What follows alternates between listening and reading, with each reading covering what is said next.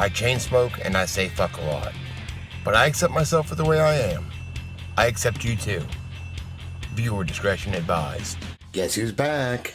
Ghislaine Maxwell stakes claim to a piece of Jeffrey Epstein's fortune. Say what? March 18, 2020. She hasn't appeared publicly in months, and her former neighbors just off Park Avenue said they've heard nothing. Yet from some mystery location, Ghislaine Cracksmell, Jeffrey Epstein's longtime partner, has filed a claim against Epstein's estate.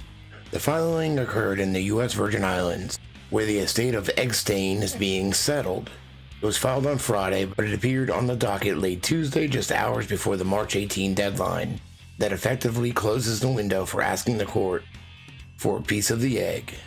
The Miami law firm Quinteros, Prieto, Wood & Boyer filed the action on behalf of Maxwell. It has an office in the Virgin Islands and has not responded to requests.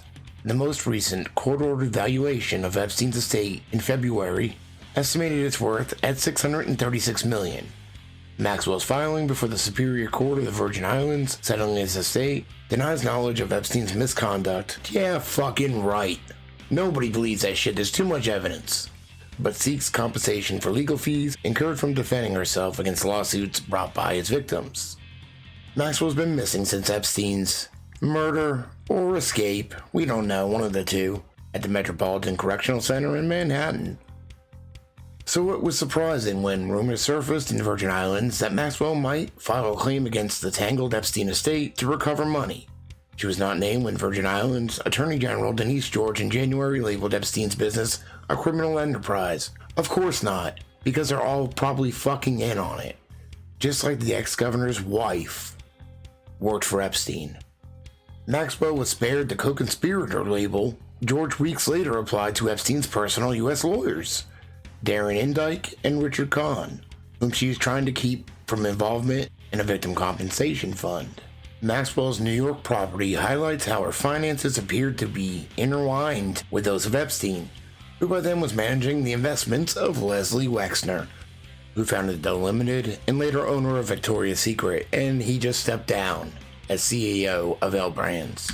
The Zillow profile shows the listings and eventual sale of a New York home listed in permits as owned by Ghislaine Maxwell, but registered in corporate records as a New York limited liability company, whose address was Jeffrey Epstein's New York address and listed as lawyer. New York permit records from 2013 list Maxwell as owner of the 5-floor, 12-room property and president of the limited liability company, which was formally dissolved on January 3rd, 2018, according to corporate records.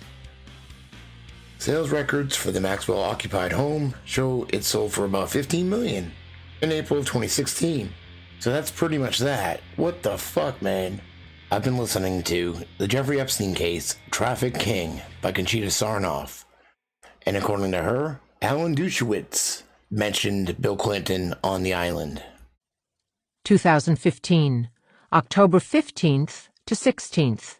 Epstein lawyer and one-time friend, Alan Dershowitz, takes deposition and identifies Bill Clinton's association with Epstein and his presence on the private Caribbean island.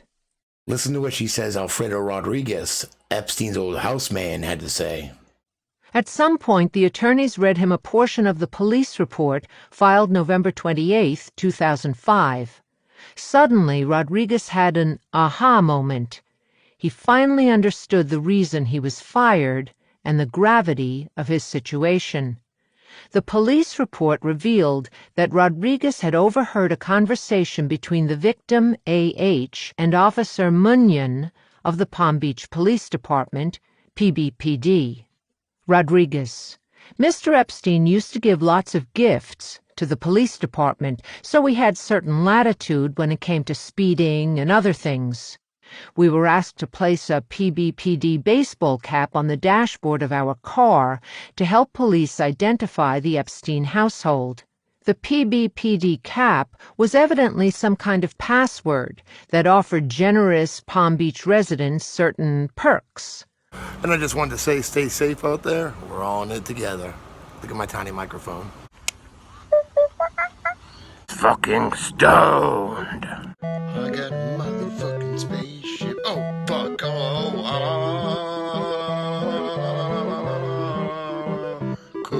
I got it.